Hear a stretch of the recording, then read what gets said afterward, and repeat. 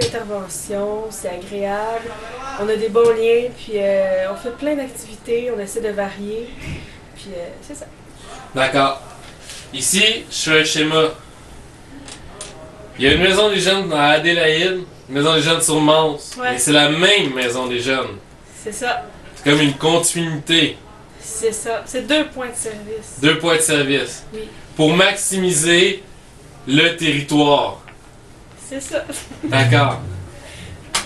Pourquoi? Ben simplement parce que Saint-Hubert, c'est grand. Ici, il y a des jeunes à cause de l'école Monseigneur-Parent, puis à Adé, les jeunes de André Laurando. Fait on comble le territoire de Saint-Hubert avec une maison des jeunes, mais en 2 points de service. Isabelle, Michael Moore, merci. de rien. Bonjour Jean-Dominique. Bonjour, Monsieur Michael Moore. Alors toi, Jean-Dominique, tu viens à la maison des jeunes ici à Mons. Oui? T'habites dans le coin? Non. J'habite à Saint-Lambert. Saint-Lambert. Et tu pars de Saint-Lambert pour venir ici. Ah ouais. Pourquoi? Parce que j'aime beaucoup cette maison des jeunes-là. Parce qu'elle est chaleureuse, puis il y a du bon monde. D'accord. Jean-Dominique? Oui? Merci. Ah, problème. Alors Jessica, Desormeaux, bonjour. Bonjour. Jessica, toi, t'es une jeune qui vient ici à la maison des jeunes. C'est exactement ça. Mais en plus, t'es une déléguée jeune. Donc, ça fait quoi ça? Ben, ça fait que on fait des comités, puis ensuite on prend les idées des jeunes, vraiment pour les jeunes, pour que faire en sorte que notre maison des jeunes soit vraiment agréable, puis que dans le fond les jeunes soient entendus.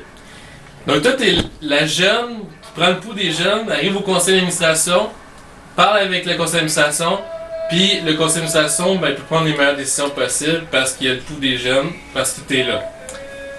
Oui, exactement ça. Ça fait quoi, toi, de savoir que le conseil d'administration t'écoute? Je trouve que ça fait vraiment en sorte qu'on soit une maison des jeunes bien représentée. Parce que je trouve qu'au moins, c'est pas seulement le conseil qui prend les décisions, puis que les jeunes sont vraiment écoutés là-dedans. Fait que j'adore ça. Parfait. Donc, merci. C'est un plaisir, Michael. Tu peux savoir que je t'ai écouté en posant ces questions-là. Donc, sois heureuse. Merci. Je me suis rendu au C3S, le Centre de santé et des services sociaux. L'État au service des citoyens. Bon, ben, je vais aller tester la sécurité des édifices gouvernementaux au Québec. Bonjour madame, je viens voir Marcel Gina. Pas de problème. Pas de problème? Non, pas de problème, je vais te prévenir. OK. Ça va pas bien long. Vous appelez la sécurité, là? Non, pas du tout. Je m'appelle M. Gélina. Ça va? Je vais appeler M. Gélina. Pas de problème. Oui. Oui, bonjour, M. Gélina. Vous êtes monsieur? Michael Moore. C'est M. Michael Moore qui vous attend ici à la réception présentement, M. Gélina. D'accord? Merci. Ce sera pas bien long, en fait. Merci, madame. Bienvenue. Moi, c'est M. Gélina. Monsieur Gina. Je cherchais l'uniforme et la Michael matraque. Moore. Enchanté.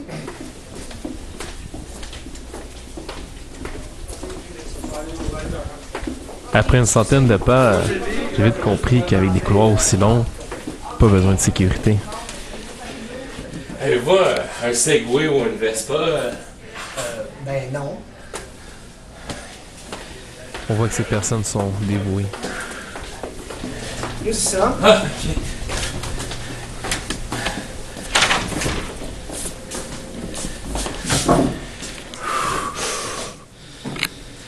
Bonjour. Bonjour.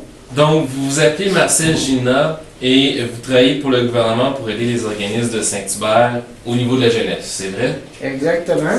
Je suis employé du C3S Champlain, plus particulièrement dans le volet CLSC Saint-Hubert.